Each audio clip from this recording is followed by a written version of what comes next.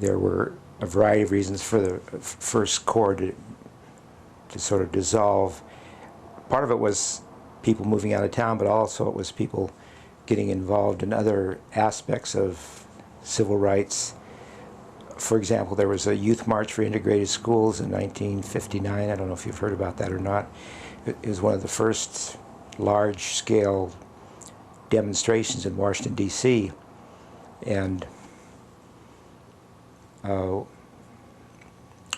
we sent one member from the NAACP Youth Council in Bremerton with a lot of help from Seattle people in Anvil Club, like Arlen Tusing. And there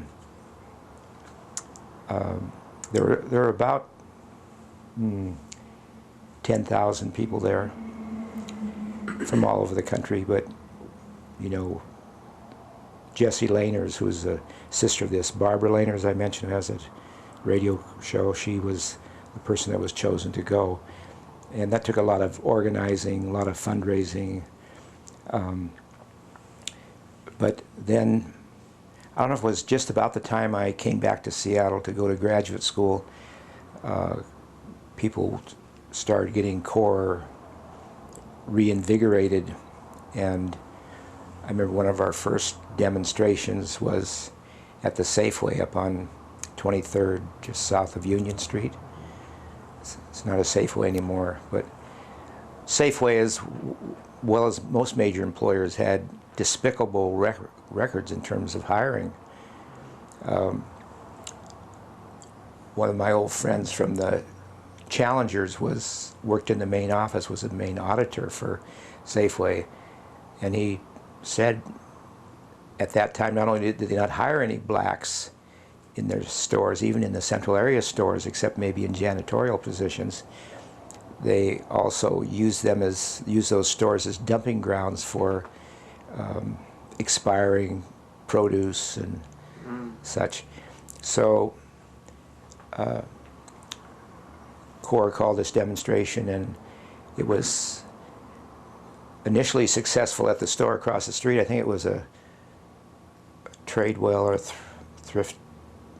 Thriftway or something like that. They sent word over, "We've hired 3 blacks. You don't need to come across the street."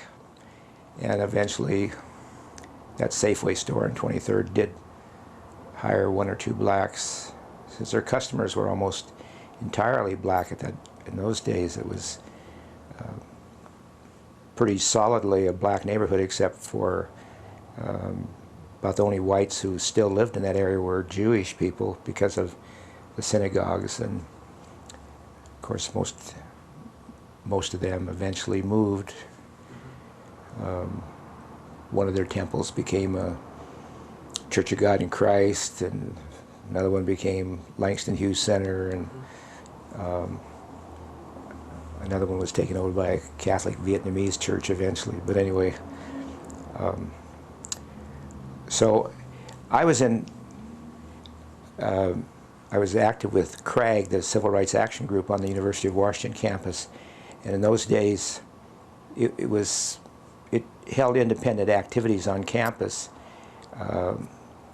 but was involved with Corps' activity in the Picture Floor Plans campaign. I don't know if you know about that, but its focus was on integrated housing, and it picked the Picture Floor Plans as the target realtor to demonstrate in front of and try to educate and so on. And so there were, for a year or more, there were nearly weekly protests outside of one of the Picture Floor Plan offices, trying to get them to show houses on an integrated basis.